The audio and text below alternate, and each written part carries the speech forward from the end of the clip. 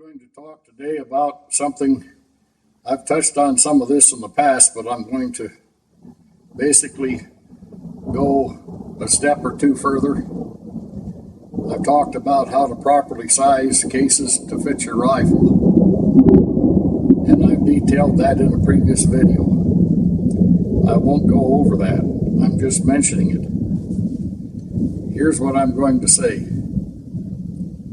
Hornady makes basically several gauges. They call it their lock and load gauges. These lock and load gauges, you can use these in conjunction with your dial vernier caliper or digital caliper. Mount these on that caliper and measure your cartridge case from the head of the case with the case neck inserted into this gauge and the stops on the shoulder. You can measure the distance, record that on your calipers. You can use that to measure your virgin cases, head to shoulder dimension. You can use that to measure your size cases, head to shoulder dimension.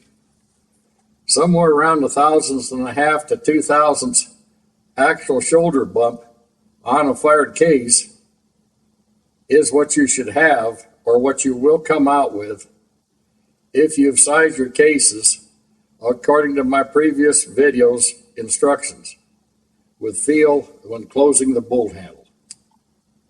This is a very, very good gauge. This is a double check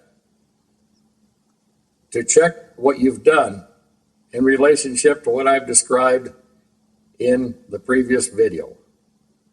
You can also use that gauge to measure the head to ogive diameter. Ogive diameter, basically bore diameter. For instance, a 270 bullet is 270 bore diameter, 277 groove. The barrel size, the bullet diameter, OD bullet diameter is 277. Bore size is 270. And so on and so forth. And this runs anywhere from 6,000, 7,000 to 8,000 total difference, and sometimes, in some instances, actually 9 or 10, depending on the caliber and the caliber size.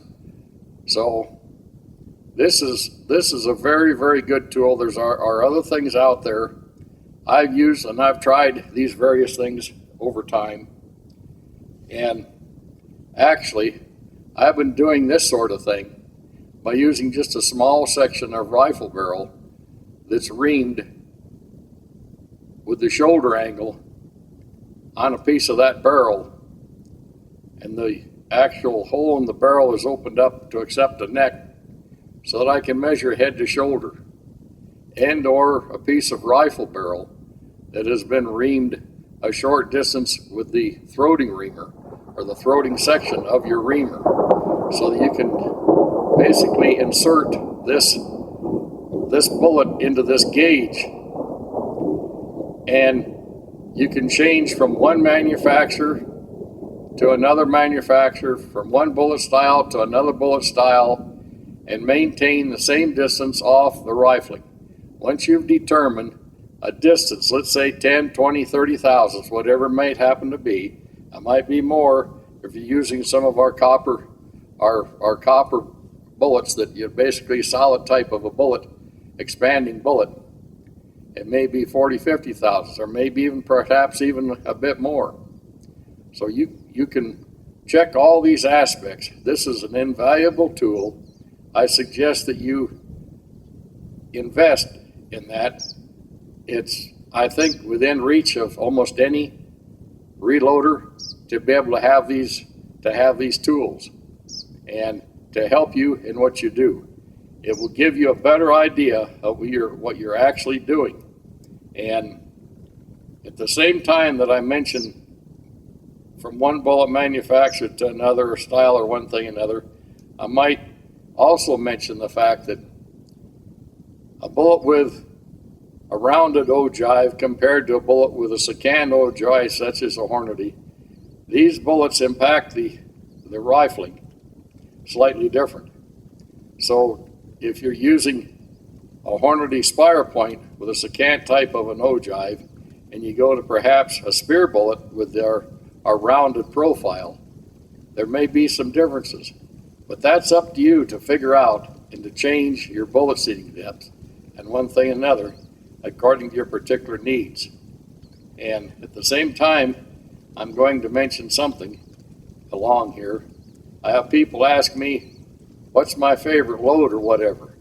Well, I don't have a favorite load. I've got a load for a rifle that I shoot. This is why I work up loads for various rifles, for anybody that wants to pay to have me work up loads, so that you can basically follow my load data to load to full potential in your rifle. There's not such a thing as one size fits all. One powder charge, one bullet is going to work good in a particular rifle. Every rifle is as individual as we are all individuals. So keep that all in mind, when you're loading. Use all the various techniques that I've outlined before. This is just kind of a refresher and kind of an update. I've meant to do this some time ago, but I just hadn't done it mentioning, because I get so many different requests from people about this entire subject area that I'm touching on here at this time. So that's basically all that I've got to say about this, folks.